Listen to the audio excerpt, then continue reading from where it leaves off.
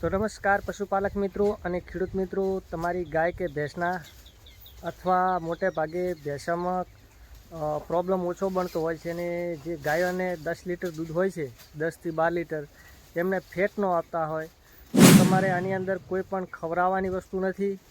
આની અંદર ફક્ત ને ફક્ત તમારા આઈડિયાથી કામ લેવાનું છે તો તમારે પણ ફેટમાં સુધારો આવી જાય, 1-1.5 ફેટનો સુધારો થઈ જાય, ગેરંટી સાથે કહું છું.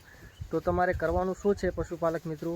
ખરેખર ઘણા જે પશુપાલક મિત્રો હોય છે એમને પણ દૂધ 10 થી 12 લીટર હોય છે ત્યારે ફેટ નથી આવતા.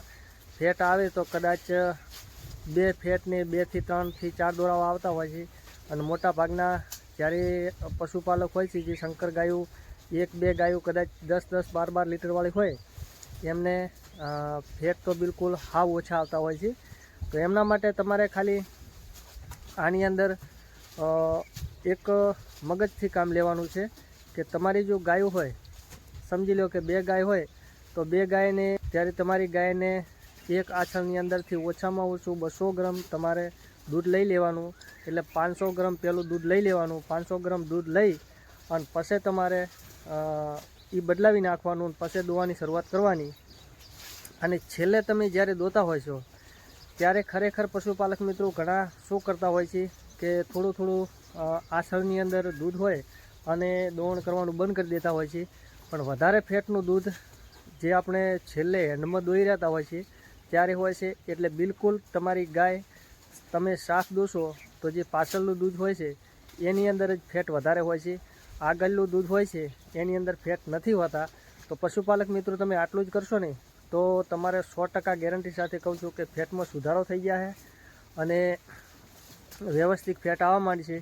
અને બીજું શું છે કે તમે થોડું અંદર તેલ પણ કોઈ પણ ખાંડની અંદર તમે સારતા રહેશો ને તો તમારી ગાયના ફેટમાં સુધારો તમને પણ જોવા મળશે.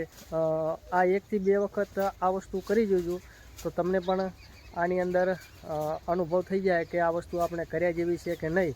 હું એવું નથી કહેતો કે તમે કરો, પણ 1 થી 2 વખત તમે આ આઈડિયા અપનાવજો તો 100% કહું છું કે તમારી ગાય કે ભેંસના ફેટમાં સુધારો આવશે ને આવશે.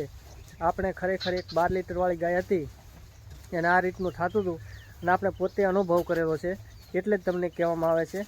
બાકી અનુભવ કર્યા વગર આપણે કાંઈ પણ ફેક કરતા જ નથી. એટલે આપણે આ રીતનું કરતા હતા અને આપણે જે પાછળનું દૂધ 500 ગ્રામ જેવું કાઢી નાખતા હતી, વાસરડી હોય કે અથવા વાસરડો હોય એને પાઈ દેતા હતા. અને કદાચ તમારે એવું હોય કે ભાઈ આપણે વાસરડો છે અને પાવું નથી તો તમારે બોળા પશુ હોય અને કદાચ પાછળથી 10 ગાયો હોય તો 5-6 લીટર જેવું દૂધ આ રીતનું કાઢો, 500 ગ્રામ તો વધતું હોય તો એના માટે તમારે અલગથી દૂધ ભરાવી કાંઈ હોય નહીં. અને ન હાલે તો થોડા ઘણું ભેંસનું અંદર નાખી દેવાનું 2 લીટર જેવું 5 લીટરમાં, તો એ દોડશે અને તમારા આગળનું જે દૂધ છે 30, 35, 40, 50 લીટર એની અંદર 100% સુધારો થઈ જાય છે. ગેરંટી સાથે કહું છું. એક વખત આ તમે કરી જોજો તો તમને પણ અનુભવ થઈ જાય. આજના વિડીયોની અંદર પશુપાલક મિત્રો આટલું જ હતું. ફરી મળીશું નવા વિડીયો સાથે.